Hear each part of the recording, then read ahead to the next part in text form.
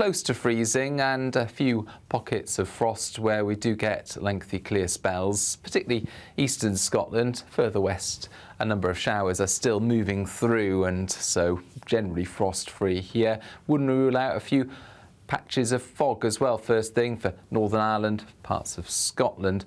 But more widespread gloom is expected for England and Wales, particularly southern and central parts where we've also got persistent rain and drizzle. And that's going to slowly meander its way southeastwards through the day, with brighter skies arriving for northern and western England, parts of Wales as well. The brightest skies, though, will be across Scotland, particularly northeast Scotland. Still some showers pushing into northern and western Scotland, but also arriving into western England and Wales before the day ends. In the southeast, though, it stays gloomy and it stays on the cold side, 5 or 6 Celsius. Thursday's a chilly start to the day with frost in places before it turns cloudy, and this band of heavy rain crosses the country. Now, this isn't Storm Airwin. Storm Airwin turns up on Friday, likely to bring widespread gales, gusts in some places in excess of 80 miles an hour. There will be a light breeze in the morning, leading to a warm front. Boxed heat pumps, sponsors of weather on GB News. Imagine how £50,000 in cash from us could make your new year go with a bang. Hi, my name's Victoria. I won the Spring Great British giveaway. So the day we got the money in our bank account, everything just felt a lot lighter. I would say if you're thinking about entering, just enter. For another chance to win, text cash to 63232. One entry costs £2 plus one standard network rate message. Or text bonus to 63232. 5 entries cost £5 plus one standard network rate message. Go to gbnews.com/win. Entries start from just £2. You can call 0903 681 3232. Calls cost £2 plus your network access charge. Or post your name and number to GB10 PO Box 8690 Derby DE1 9TT. UK only. Entrance must be 18 or over. Lines close at 6 p.m. on the 31st of January. Please check the closing time if listening or watching on demand. Good luck. GB News Breakfast. Every day from 6 a.m. According to a report from the RAC, many drivers see speed limits as a target rather than anything else. More than 50% of us think it's acceptable to break the speed limit. So this morning we're asking, is it time to increase the motorway speed limit? Let's talk to automotive journalists Danny Kelly and Steve Fowler. Gents, what a pleasure to speak to you both in one go. I think we should join many countries in the European Union that have 130 kilometres speed limit, which is around about 81 miles an hour. I drive to London on a weekly basis, and I think the roads are capable of handling higher speeds. I think unofficially the speed limit, without getting pulled over by the local police at the time, is probably around about 78, 80 miles an hour. If a Bobby's on the motorway doing 70 miles an hour, he wants you to overtake him.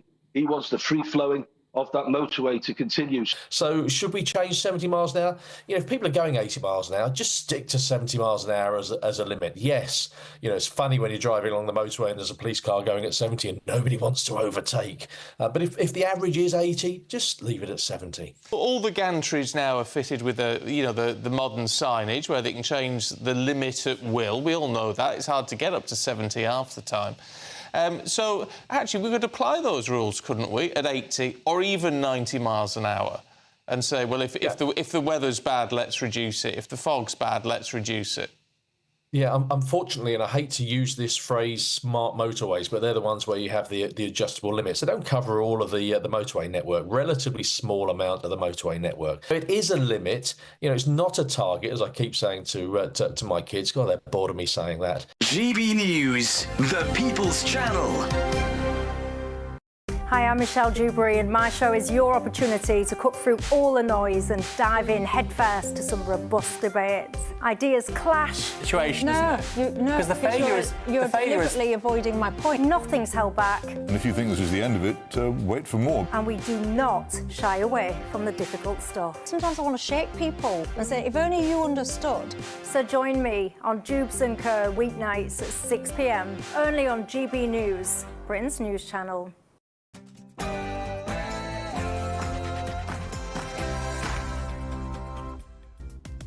Hello, it's 11 o'clock, which means it's time for tomorrow's newspapers tonight. Join us over the next hour to find out why benefit cheats have to start getting the bus. Has J.K. Rowling joined Team Trump? And what will robot hands help you to practice? I'm Josh Howing. Tonight, I've got two of my favourite comedians with me with the letter X in their surnames. It's Paul Cox and Kerry Marks, taking you through Wednesday's top stories. This is Headliners.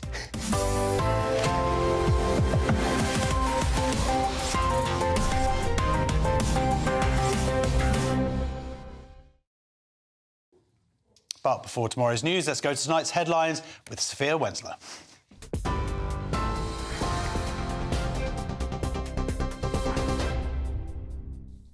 Josh, thank you. Good evening. Your headlines, at 11 o'clock. Donald Trump has begun his first full day back in office, arriving at the Washington National Cathedral for the post-inauguration day prayer service. But Trump didn't seem pleased when the bishop took the opportunity to lecture the new president and J.D. Vance on immigration and the fear felt by many LGBTQ+ families across the country. After his inauguration, the new president signed a range of executive orders to pull the US out of the World Health Organization and declared a national emergency at the southern border. He also pardoned nearly 1,600 people tied to the January 6th Capitol riots, with some already walking free, including former Proud Boys leader Henry Enrique Tarrio. But speaking moments ago, Trump defended his decision. These people have already served a long period of time, and I made a decision to give a pardon. Joe Biden gave a pardon yesterday to a lot of criminals. These are criminals that he gave a pardon to, and you should be asking that question. Why did he give a pardon to all of these people that committed crimes? Why did he give a pardon to the J6 Unselect Committee when they burned and destroyed all documents which showed that they did what was wrong, not me? Wait a minute. Why did they give a pardon to all of his relatives, his brother who made millions of dollars, to all these different people? He gave pardons. That's the question you should be answering. All right, go ahead.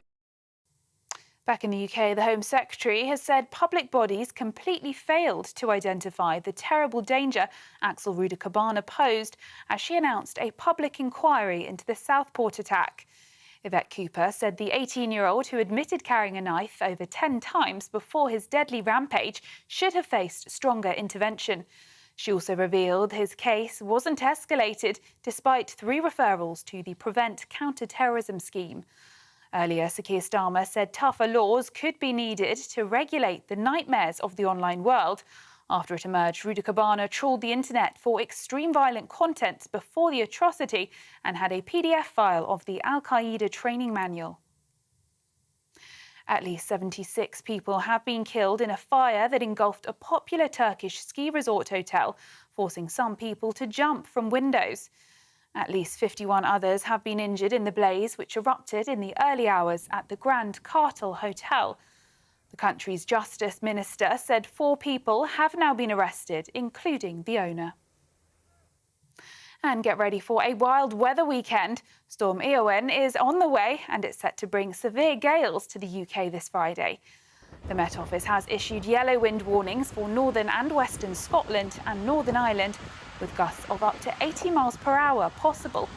Expect power cuts, travel chaos and localised damage as the storm rolls in, accompanied by heavy rain and hail snow. Those are the latest GB News headlines. Now it's time for Headliners. For the very latest GB News direct to your smartphone, sign up to News Alerts by scanning the QR code or go to gbnews.com/alerts.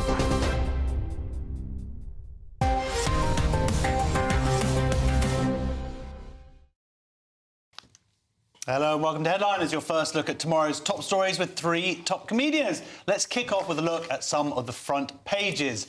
The Express, Britain's new threat from violent online misfits. The Eye, Labour makes new threats to tackle tech moguls over harmful content. And The Guardian, PM's pledge to overhaul terror laws amid tidal wave of online violence. So a bit of a theme there. Paul, let's see what this Express is going on about then? Yeah, the Daily Express here, Josh. Britain's new threat from violent online misfits. So Britain faces a new threat, I wouldn't say it was that new, of terrorism and extreme violence from loners, misfits and young men in their bedrooms, Sir Keir Starmer has warned. And I'm afraid every time we have a terrorist attack, it doesn't matter whether it's a Conservative or Labour government, they fail to tackle the issue head on. It's always, this is a distraction. For me, this is a distraction. Looking on, I'm not suggesting that the problems don't exist online, but the problem isn't what's going on online. Yvette Cooper said we failed to identify the danger of Alex Ruda-Cabana, and that's because they were focusing elsewhere. The problem Where were they focusing? Well, they were focusing anywhere but the problem.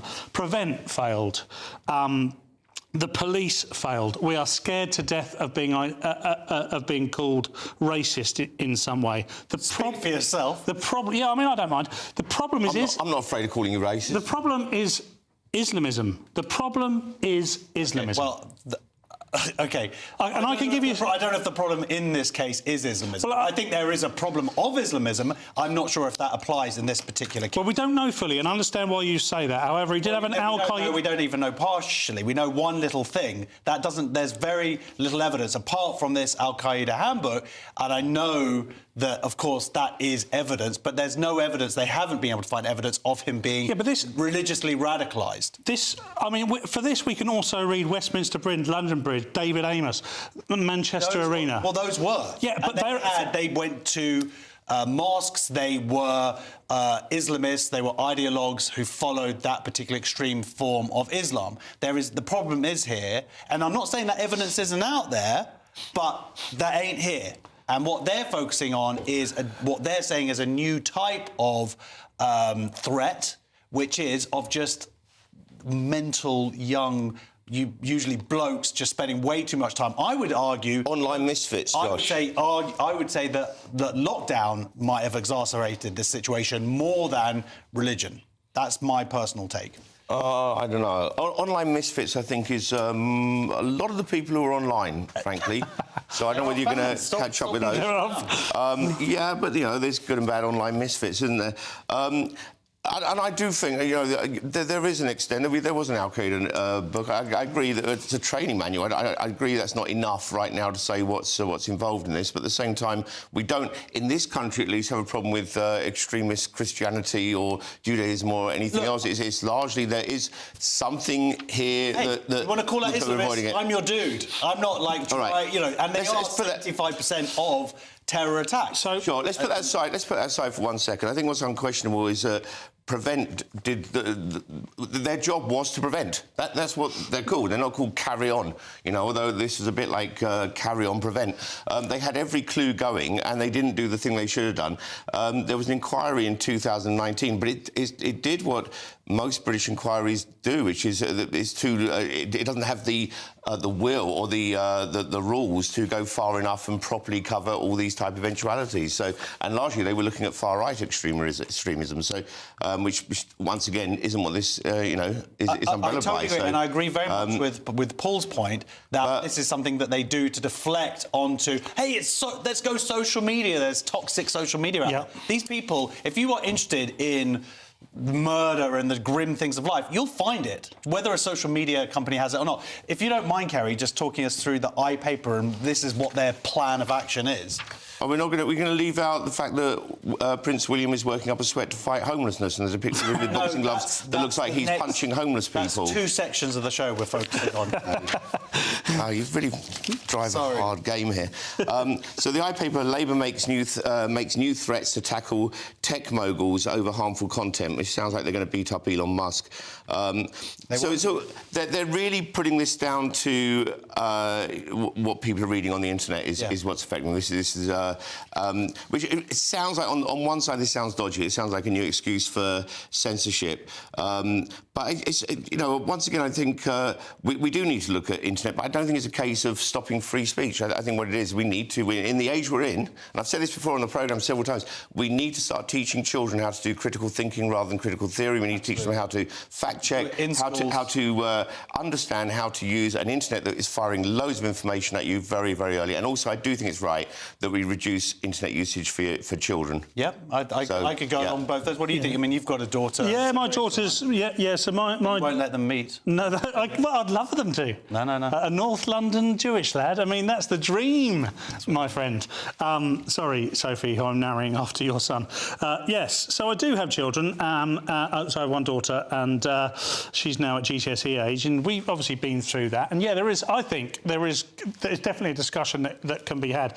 My biggest worry with this kind of distraction online stuff is that it can be translated into squashing more of free speech. Now, I know that's not what's happening directly here, but I think it leads very comfortably to it for people like Keir Starmer, who will turn round at some point and say, we don't want you talking about this. It's bad enough that Paul Cox is on the TV saying this is Islamism. We certainly don't want people talking about it on Twitter or the internet, because goodness only knows what could happen. Well, also, if this guy's obsessed with school massacres and they're saying we're going to restrict any information about school massacres, what? So they're going to restrict newspapers in reporting about what happens in America?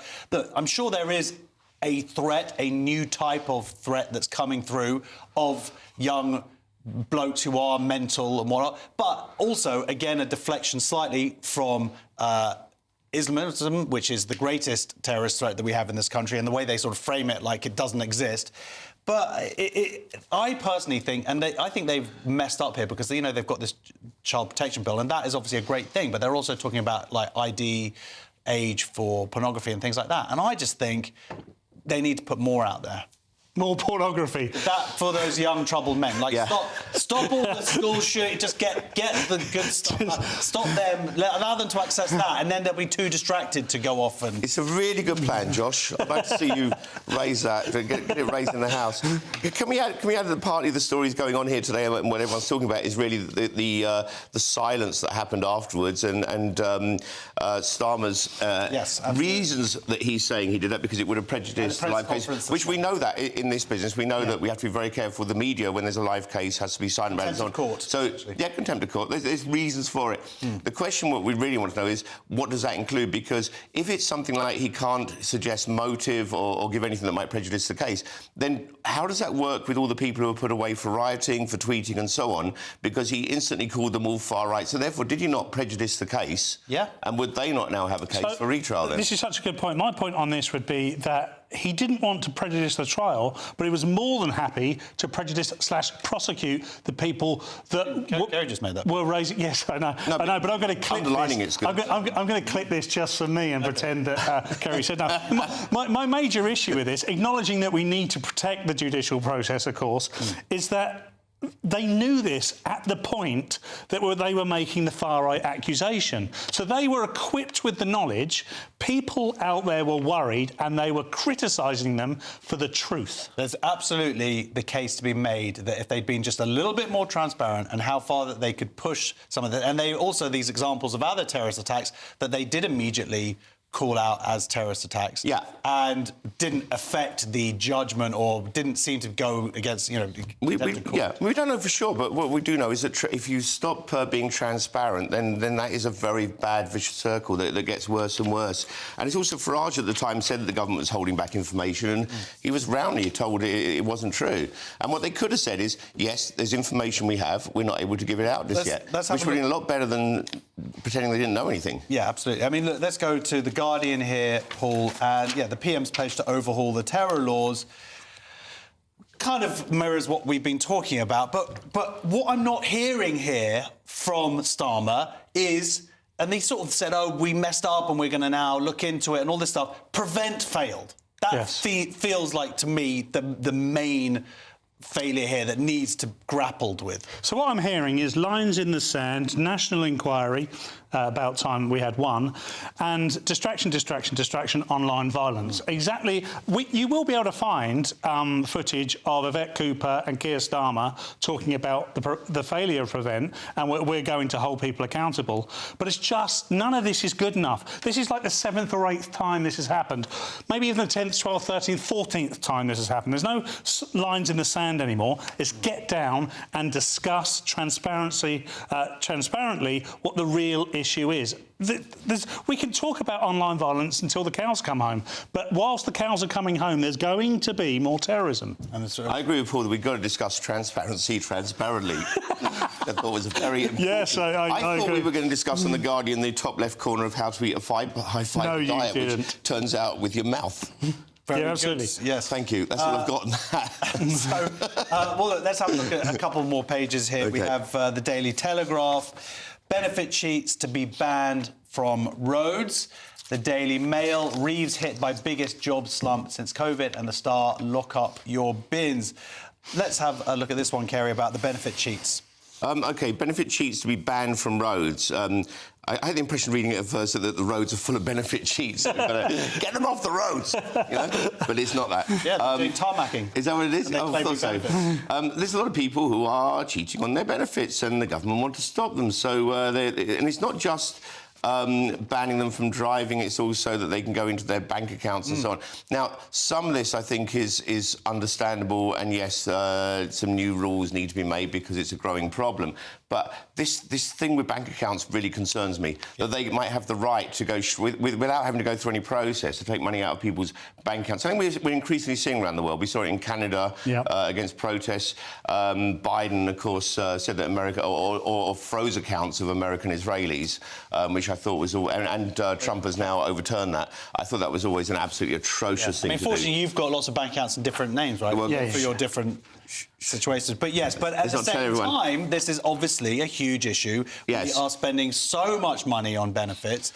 People are cheating the system, and something does need to be done to get their money back, and also to get them to cease and desist. Yeah, it's an interesting policy from Labour. It's not the sort of thing we've heard from Labour over the years, but then perhaps things have changed under Keir Starmer. He seems to be more like Enoch Powell on immigration when he starts talking about it sometimes, and now he seems to be more like, you know, Margaret Thatcher when it comes to benefits. He's won you over, has he? But well, maybe on some particular subjects. The idea, though, that people that don't think twice about committing benefit fraud aren't going to think twice about driving whilst banned, for me, is for the birds, slightly. Yeah. I think that this isn't going to prevent anything. And the devil's in the detail. The bank account stuff bothers me more than anything. Yeah, but what if they keep cash? What if they decide, because of this, they're not going to put the money in the bank? No one has cash anymore.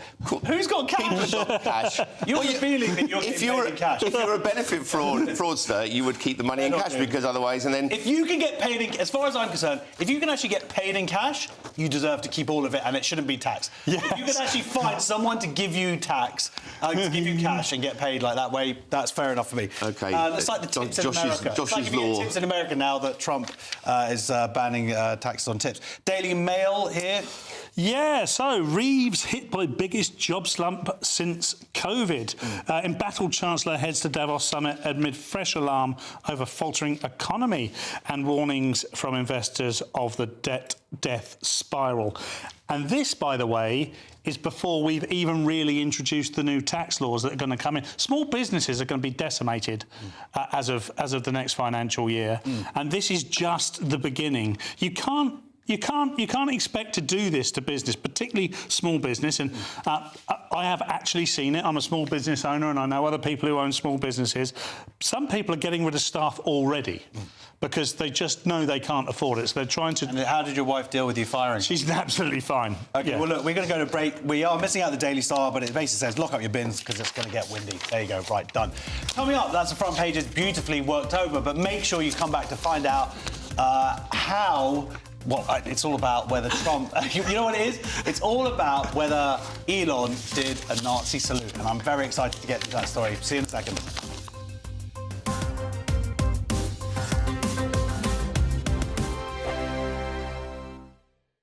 This is GB News, Britain's news channel. And then fashionistas are keen to see which new trends are set to hit the catwalk. Well, our next guest is very well placed to share her predictions with us after being a contestant on hit ITV series Dress the Nation, as well as being an upcycling and sewing consultant. Wow. Joining us now is Tendai Motorway. I want to go back to you appearing on the ITV Dress the Nation. Right. Tell us about that experience. What was that like? Oh, that was one of my highlights as a upcycling consultant. I learned to sew in my kitchen 5 years ago. And then, you know, during COVID, just making masks. Then the next thing I was on a Dress the Nation, making dresses in front of TV. Yeah, it was just incredible. I think we all had all these clothes that we have, but we don't know what to do with them. So mainly I started with men's jackets, taking off the sleeves and putting it like a print on. I've tried this. I've tried taking off my sleeves before. I now have about 3 jackets with no sleeves. I never managed to put them back on. You need to come to a workshop. You need to come to a workshop. I need an upcycling consultant. 2025, what can we expect fashion-wise?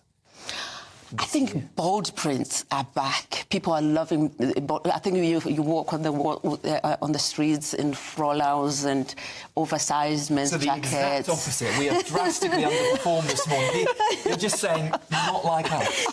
We just woke up this morning and thought it's winter, it's cold, it's grey. Grey, miserable. Is that not the way to go? No, it is. I think because fashion is expressive. It's whatever you want to express yourself. You know? GB News, the People's Channel.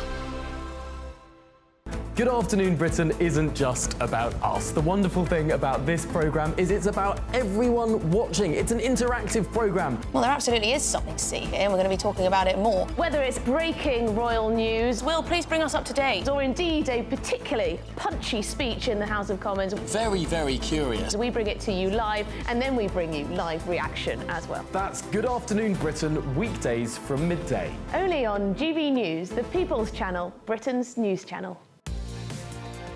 Mornings don't have to be tiresome, especially if you have the right company.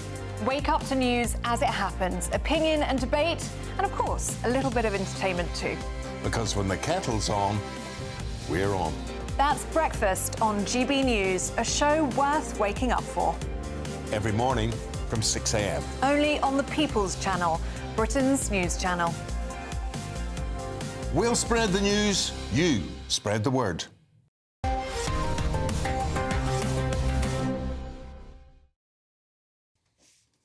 Hey, welcome back to Headliners. Kerry, the Daily Mail, and Rose the Red. He's closing the borders. Is Trump in trouble as he's sued for executive orders? Well... Let's acknowledge it, at least, Kerry. Josh. What a link. Throw me a bone. Come on, mate. That was... Anyway, as we were saying... That was an hour of my life, Kerry. All right, do it again. Do it again. OK. Rose the Red, he's closing the borders. Is Trump in trouble as he's sued for executive orders? Anyway, so... Nothing. If you've not been following, Donald Trump is now the president of the USA for a second term, and he's already issued, I think it's something like 1 million executive orders in an hour or something silly like that. Just non-stop firing them out. And he threw out the pens afterwards. Take these pens. And went for a run and just like dancing out on the streets. So, yeah, what's happened now, of course, we're expecting this. A number of them are going to get overturned, and people are suing over already over this one, which is the birthright citizenship, which was written into the Constitution 100 years ago. The way it works, in simple terms, if I go around to your house and I have a baby, which I could these days, you know, it now becomes part of your family. You know? So it's an odd law, but it's kind of... It sat very well with America 100 years ago. Whether it's still relevant or not, or whether it should be, is a big question. Because people play the system and they go there with Josh, yes, like the way people go around to your house. But it's times have changed. I'd argue times have changed a bit. You know, it's a country founded on immigration, but that's a bit like saying that a car was designed to take passengers, and therefore you should keep putting more and more passengers into it. Obviously, there's a point where you have to stop. So I don't know what will happen with this. It'll be interesting. I think he's going to struggle with a lot of the executive orders that he's passed. So they're going to be a fight to get quite a few of them through. I mean, this is in the Constitution. Yeah. 14th Amendment. Yeah, but 100 years ago. It wasn't 101 years ago. It's a pretty big deal. He did a little fib there, Paul, where he was like, yeah, no countries have got this, and then there's like 30 countries that have this law. Yeah. How dare you, Josh, the great Trump, our emperor and leader. Hey, you know, I'm not trying to get there's lots of things he's done that I'm like, woohoo, go do it. But I'm just saying there's a little fibbies. From a political standpoint, you know, we need to understand that executive orders are a statement of intent. That are quite clearly, I mean, doing it in the arena in the way it did. They are doing it. And, of course, you know, there's famously Barack Obama said that he'd get rid of Guantanamo Bay very quickly when he first came in. Guantanamo Bay still exists, I believe. I'm trying to book a holiday there. And President Trump is all about statements. He is making statements of intent, so he's setting out his stall and saying, this is what I'm going to do. Now, some things might fall by the wayside, but you know, this is a president who's capable of anything. Yes, it is. And you're right, 30 countries have it. It's actually a law that says it's a right to the soil. So I'm wondering whether that's the letter of the law. You can just give someone some soil and go, there you go. Sprinkle it over Off you go home. the birth stuff. Right, you've got the right to soil yourself. This is the story I really want to do. iNews poll, and I bet Elon Musk is now regretting not rehearsing the YMCA. Yes. There are other moves he could have done, I guess. Was Elon Musk really making a Nazi salute during the inauguration speech? No. No is my answer. So Elon Musk has hit out at what he called dirty tricks after he was criticised for a gesture made during celebrations following the inauguration on Monday. We've probably all seen this. I'm sure our viewers and listeners have. Of course, what's really interesting is that the militant left have all of a sudden become experts when it comes to Nazis and Nazi signs. And they're all at home tweeting in their Hamas pyjamas, you know, just enjoying life, pretending... Supporting actual Nazis for last year. This is the only morsel the left... and I don't like to say the left, because this isn't just the left. This is the militant, progressive left, OK? This was the only morsel they had yesterday. And, of course, it wasn't a Nazi sign. Yeah, it was. I mean, it's so frustrating because it's so obvious when you see it. And he's making this gesture. He's going, "My heart out to you." And he's an awkward dude, and he's got a bit of Asperger's. He's your average socially awkward billionaire. And he's standing in front. He's standing, by the way, in front of an audience of millions, if not billions. So, and he's super excited. We'll see it now. And I think when you first see it, you go, "Oh, that looks a bit." I think it's ill-advised, you know. Yeah. So here he is. So but it's all about context. So he's like, "My heart." Okay.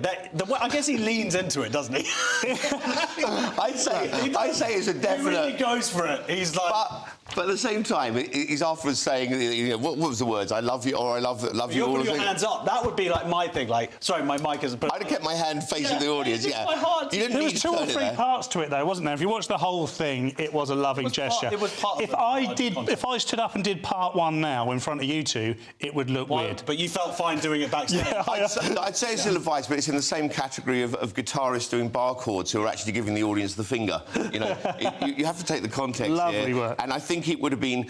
If afterwards you said, yes, it was a Nazi salute or I'm a Nazi, then that would have been a clue. I think it was.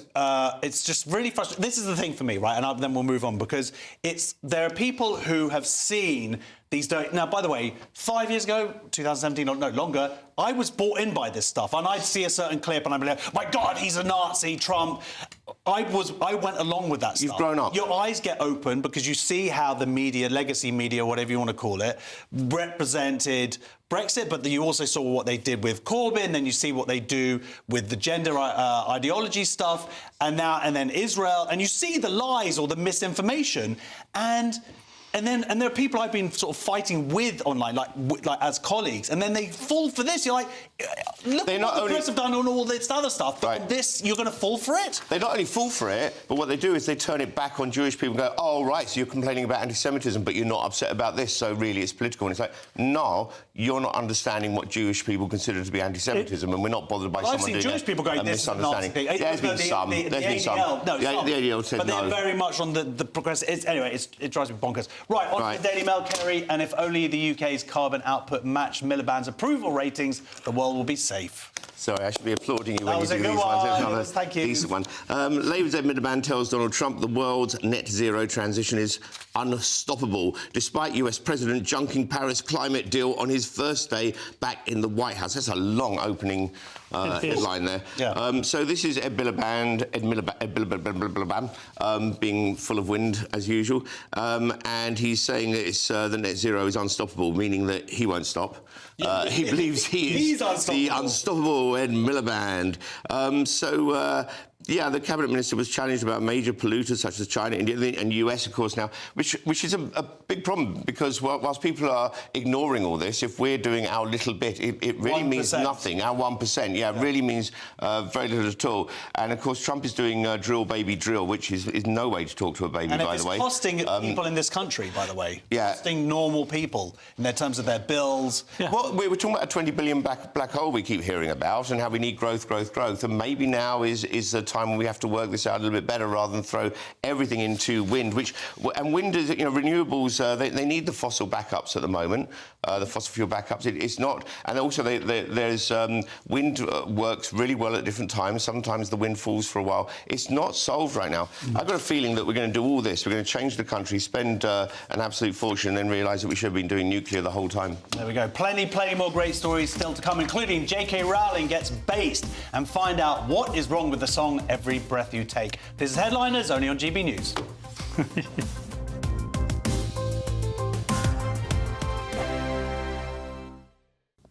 Hi there and welcome to the latest update from the Met Office for GB News. A quiet night out there with the low cloud, mist and fog becoming extensive in many places. Some rain and drizzle out of that and a frost in the north. But Storm Eowyn is starting to move across the Atlantic and that's going to bring widespread disruption to northern and western parts of the UK by Friday. Met Office have already issued warnings on that, so I'd recommend staying up to date with the forecast. Meanwhile, relatively quiet out there. Early hours of Wednesday, we've got a lot of low cloud for England and Wales, some mist and drizzle coming through as well. Scotland and Northern Ireland, a chilly start to the day with temperatures close to freezing and a few pockets of frost where we do get lengthy clear spells, particularly eastern Scotland. Further west, a number of showers are still moving through and so generally frost-free here. Wouldn't rule out a few patches of fog as well, first thing for Northern Ireland, parts of Scotland. But more widespread gloom is expected for England and Wales, particularly southern and central parts where we've also got persistent rain and drizzle. And that's going to slowly meander its way southeastwards through the day, with brighter skies arriving for northern and western England, parts of Wales as well. The brightest skies, though, will be across Scotland, particularly northeast Scotland. Still some showers pushing into northern and western Scotland, but also arriving into western England and Wales before the day ends. In the southeast, though, it stays gloomy and it stays on the cold side, 5 or 6 Celsius. Thursday's a chilly start to the day with frost in places before it turns cloudy and this band of heavy rain crosses the country. Now this isn't Storm Eowyn. Storm Eowyn turns up on Friday, likely to bring widespread gales, gusts in some places in excess of 80 miles an hour. Join me, Camilla Tominey, for a frank and honest discussion with those in power that cuts through the spin and gets to the heart of the issues shaping our nation. You haven't confirmed that you want to stand as leader, but you haven't ruled it out either. This report basically says that he's not fit to stand trial. Is he indecisive? Incompetent? I deliver the dose of reality Westminster needs. That's the Camilla Tominey Show at 9:30 every Sunday on GB News, the People's Channel, Britain's news channel. Join me, Nana Akwe, for an informative, interactive news programme with a difference. It's fun. No, you didn't say that, though. I'm so surprised. I think there's an element of truth to that. Join me from 3 p.m. every weekend, only on GB News, Britain's news channel. Hello there, I'm Eamon Holmes. Thank you for joining us on GB News, Britain's news channel.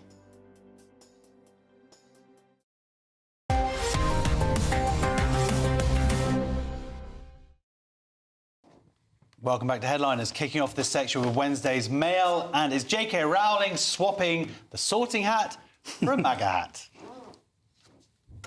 Well done, thanks, guys. Josh. Thank you. Don't feel like you have to laugh. J.K. Rowling backs Donald Trump's... No, you don't get to do them all twice. J.K. Rowling backs Donald Trump's crackdown on gender ideology, saying the left has overseen a calamity correctly. It doesn't say correctly here, I added that. So this is Donald Trump, if you haven't been following this once again, he is now the President of the United States. Again? Some people might not know. Again? Some people might not know. This might be news to them. If someone wakes up from a coma... I don't know where they've been. and they're like, wait a minute, I've gone back in time. He ruled that the US will only recognise 2 sexes, which is lovely because that means it's inclusive because that covers everyone. And she's right. She says sex. People have been stuck in the sex as a social construct bubble. The social construct. This is not going to go away and not for a long time yet, because it's really been going since like the 50s, 60s, and has built up, and then it reached a point in this age, in this well, I'd say in the last really 15, 20 years, where we started believing or hearing that the reason why boys are different to girls is because boys are given more meat or told to be taller and stronger and so on, and the idea that evolution never happened and that we don't have the software to go with the different hardware of our bodies was always an absolutely insane idea that was caught on and forced, with masses of teachers in this country refusing to use terms like boys and girls anymore. Boys, I got a girl. They're different. I've never tried to like force any issues here, but they are massively different. Say what you like, girls will still dress as girls, they will play girls' games, boys will play boys' games, and that's throughout the animal kingdom. Male apes carry sticks around and use them as weapons. Female apes tend to hold them like babies. This is true, with sticks, right? I believe you. I wouldn't lie. Would I lie about sticks? I would lie about apes, but not sticks. Huh? Yeah. Merry Christmas. Here's your stick. I wish I could afford sticks, Josh. Yeah. Paul, what do you think about this? I mean, it's interesting how J.K. Rowling is traditionally someone of the left, and here she is, and she's standing up for Trump. And the way she calls it a calamity here, it's a calamity for young homosexuals and autistic people who've been, like, medicalised through this. But really, it's also a calamity for the left, right? Adopting this, because part of the reason that Trump got in and won the popular vote was because he had a very clear position of that there were only 2 sexes, and the left failed. Yeah, the left failed to have a lot of critical thinking at times, and they just wholesale swallow these ideologies, which is causing a lot of people a lot of problems. However, one thing I would say is J.K. Rowling, I mean, this was her day yesterday to some degree. Not just J.K. Rowling, people like J.K. Rowling, Sharon Davis, Graham Linehan, for instance. Graham Linehan lost a lot having this argument, and J.K. Rowling was fortunate enough to have enough money in the bank not to lose anything, really, but she lost a lot of popularity. She lost any connection with her own franchise. Death threats, rape threats. She's still got a franchise, but there's just a... Yeah, but however, what I mean by that is they divorced her in some degree. They seem to, at times, were trying to pry J.K. Rowling, away from the Harry Potter... A few stupid actors who went along Agreed. with it. But so I think this is a great day for her. I think this is a great day for common sense. And I'm pleased for people like her and Graham Linehan who have really, really stood this... And Andrew Doyle, of course. Being vindicated, but I'm pleased, most of all, for women who now have safety in America, and for... children who'll be safer. The interesting thing is him signing this and stating this, and it seems so common sense when he does it, but how it's still in these institutions. It's embedded. Pulling it out, I think, is going to take a little bit longer. And I want to say one more thing here. I want to say one more thing here, OK, Josh. you say your thing, and then I'll say my one thing. Well, I'm going to say that J.K. Rowling should be seen as an expert on magical thinking. She's written books about people who think magically. And if J.K. Rowling says you can't just decide you're a man and walk into a women's changing room, she's probably right. Yes, well, thank you very much. And I want to say that this article says how she dedicates much of her time now to clashing with people online about gender issues. Well, apart from giving millions to charity and running one of the biggest franchises in the world and writing new bestsellers. But apart from that, she spends most of her time doing this, right? Telegraph next, Paul, and Trump has fired the female head of the US Coast Guard. Maybe next time he'll hire a boy. Yes, Donald Trump's... Yep, B-O-U-Y. Oh, my God. All right, Josh. Come on, put it up. OK. Hire a boy! Keep going, Josh. Donald Trump sacks head of Coast Guard. He's way too proud. I like trying to get through this. I'm so happy. That's such the whole show is collapsing around me. Next time he'll hire a boy. You get it?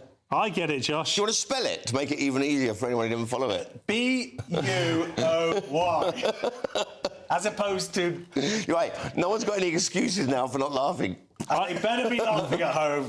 I'm going to go on your view and see that. Donald Trump sacks head of Coast Guard over excessive diversity focus. Donald Trump has sacked the head of the US Coast Guard after excessive force of diversity. Linda Lee Fagan, the first female uniformed leader of the Armed Forces branch, was fired by Donald Trump on Tuesday. Now, this is the sort of stuff that Donald Trump was elected to do, wasn't it? He said he was going to come in. He said he was going to drain the DEI swamp, and he's done it on day one. Yeah. I don't think any of us should be surprised here. And, of course, the Coast Guard has one job, and that's to go to sea and save lives. There's no room for anything else. Yes. Well, I haven't really read this story very much. I just had a quick glance at it now. But under her leadership, the Coast Guard was accused by lawmakers of having a present, ongoing and persistent problem related to sexual harassment claims. So it doesn't sound like she was particularly doing a good job anyway. But, yeah, so he's fired her and there's no one who's going to save the lifeguard. No. By the sound of it. She's also talking about, like, the usual stuff of living your truth and... Yeah. And all, it's like, just do your job. I hate these slogans so much. She might be... Everyone's living their truth. It's like, look, she's a woman, she might be the best lifeguard in the world, Coast Guard in the world, you know. She might be amazing, but by focusing on all this other stuff, and it's like we saw that, there was that clip from a few weeks ago of that firewoman, yeah. And she was just like, well, yeah, if there's a guy I can't lift out, if that's your husband, then he's just in the wrong place. It's like... That's not how it works. Does she apply the DEI to people she's saving? You know, if there's, like, people being like, oh, I've saved too many white men today, so not anymore. It's a possibility, Kerry. And we need saving. On to the Daily Mail, Kerry, covering Australian anti-Semitism. Apparently, people were pretty annoyed when I chanted... I can't even read this. Aussie, Aussie, Aussie, goy, goy, goy. Did you write that, Josh? If you're going to do the rounds again for another hand slap, it's not happening. No high fives. No high fives on that one. It's a really serious story as well. Yeah, it's really serious. I feel bad. I'm sorry. I apologise to the Jewish community. This is Anthony Albanese, who's the Prime Minister of Australia, to call National Cabinet on anti-Semitism after weeks of resisting calls. It's always very comforting to know someone's going to do something about it after people have been moaning about it and saying, please, begging for weeks and weeks. Gets burnt down. A nursery has been burnt down. We saw a synagogue in Australia firebombed recently, and there's been, of course, immediately when October the 7th happened in Israel, there was the next day, there was several thousand people outside the Sydney Opera House. Yeah. Chanting, basically, to kill Jews. Yeah, but they certainly weren't saying anything pleasant.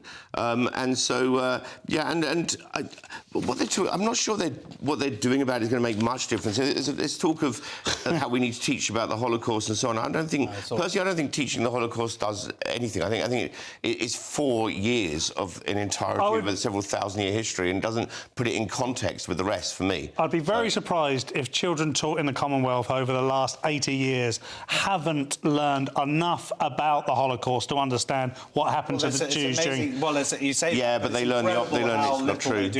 Well, this is the point, isn't it?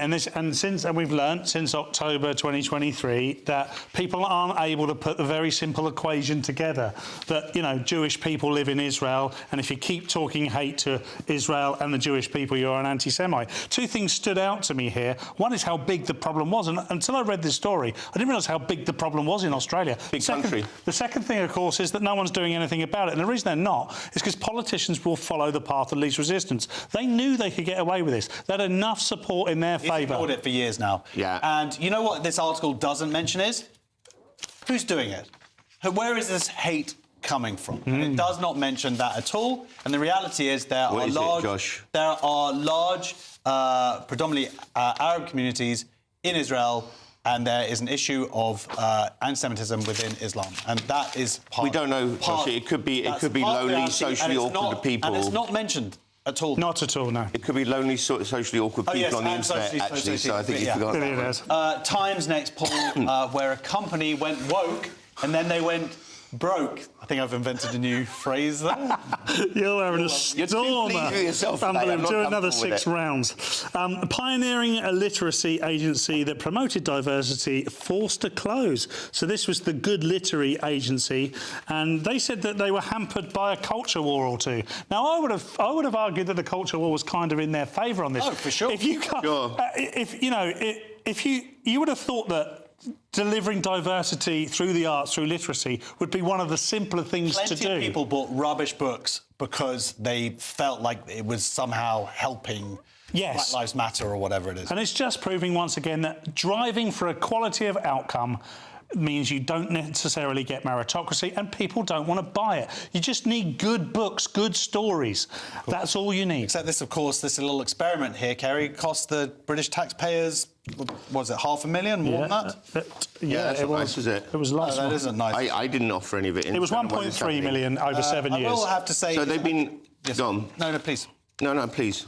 OK. Nikesh Shukla, who was one of the founders of this organisation, they spent £250,000 on their salaries, the director and staff, and they only made £75,000. Yeah. So they failed as a business, and then he starts writing about genocide, complicity here and there. That's what I was going to get to, He's one of the guys who organised the whole sponsorship against Bailey Gifford, who are one of the biggest sponsors of literary festivals, which now they have pulled out of their funding. Yes. And I don't think this person should be working in literature. Yeah, I was feeling a bit sorry for them at the beginning of the story, and then I reached that bit and realised what some of their concerns are. I go, well, you've really limited yourself. You're extremely opinionated, and that's okay. That's okay, but you pay for that, the price for that, which is people aren't interested. Because for most people, when it comes to a book, I'll read a book because you've told me this is a really good book and I recommend it. Not because it's helping this or because it's about this ideology or whatever else. You, Nick, should buy a dictionary and look up the word genocide.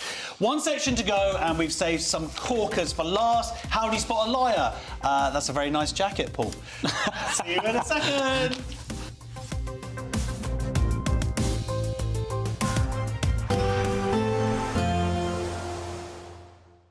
You're looking happy. Well, the forecast looks good. So you've sorted the travel insurance then? All Clear Travel Insurance sponsors GB News Travel Destinations Forecast.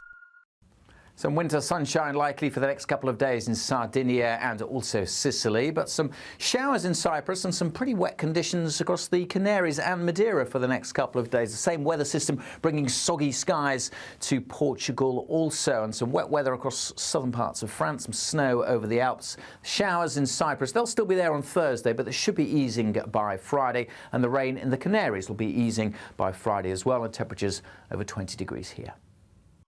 All Clear Travel Insurance sponsors GB News Travel Destinations Forecast.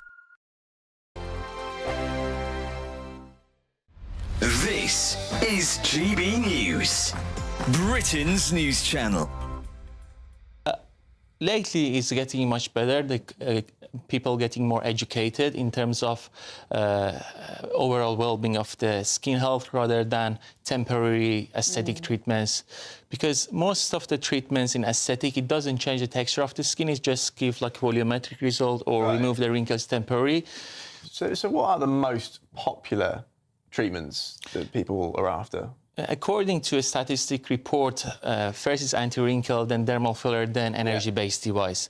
But lately, biostimulators also became very popular. And what do you mean by biostimulators? Biostimulator, any substance that can change the texture of the skin, or like it will lead to postpone the aging process, or proliferate more collagen, increase the elasticity of the skin, such as polynucleotide or exosome, or different vitamins and minerals in the form of mesotherapy considered as a biostimulator. Turkey's a particularly popular destination because the costs are so much lower. There have also been a lot of horror stories about what can happen when things go wrong, even people dying from post-surgery complications. What would you advise people? Choose as a practitioner or surgeon very carefully and never prioritize price over quality. This is your face after all, your body after all.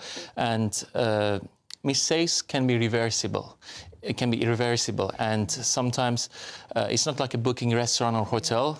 It's a sensitive matter that can affect their confidence and skin and body for life. So they need to choose very wisely. They need to search what kind of methodology that particular surgeon, they perform the treatments. Are they using any safety tools? GB News, the People's Channel. This is Britain's Newsroom, where your voice matters. It's just astonishing. With expert analysis and honest opinion, we don't just keep you informed. We bring you unique perspectives you won't see anywhere else. Can't argue with any of that. When the news happens, it happens here. On Britain's Newsroom, weekdays from 9:30 a.m. Only on GB News. In the GB Newsroom, we bring you the news as it happens. With our team of dedicated journalists across the UK. We're ready to keep you up to date with what's happening every half an hour, every single day. bulletins here on GB News, the People's Channel, Britain's news channel. If you want your news to be straight talking, this is the nightmare for the Conservatives again. down to earth, It's not just Nottingham where this is happening, is it? and most importantly, honest, Hard-working, middle-class taxpayers, they'll get their book thrown at them. then catch me, Martin Daubney, Monday to Friday, 3 till 6 p.m. on GB News, Britain's news channel.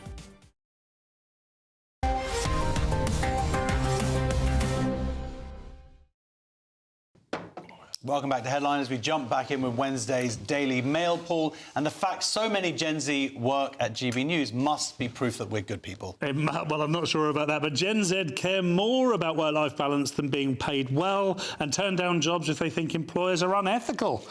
Look, I think there's some statistics here, because Gen Z are 18 to 27-year-olds, and work-life balance was the highest ranking at 63%, and being paid coming in second at 62%, in the environment 46%. It feels to me like a lot of Gen Z are still at home. And if you haven't got to worry about necessarily the overall cost of putting a roof over your head or food in your belly, you can afford to be more ethical. If you're not, there are plenty of Gen Zers here. There are people here that work here that don't necessarily share. Just screaming in my ear for you to shut up. And there are plenty of Gen Zers here who work for GB News and don't necessarily agree with GB News' output and ethos, but they do so because the director is also Gen Z. Let's see what shot he comes up with, Paul, now to make him look good, and the producer. Let's see how they present. The whole gallery is Gen Z, and all I'm hearing in my little piece is just like screaming. I think you want to say something nice about Gen Z? I'm going to say that they're constantly complaining they're broke, and at the same time they're refusing to do jobs that pay more money. This show's going to go off air. No, it's fact, isn't it?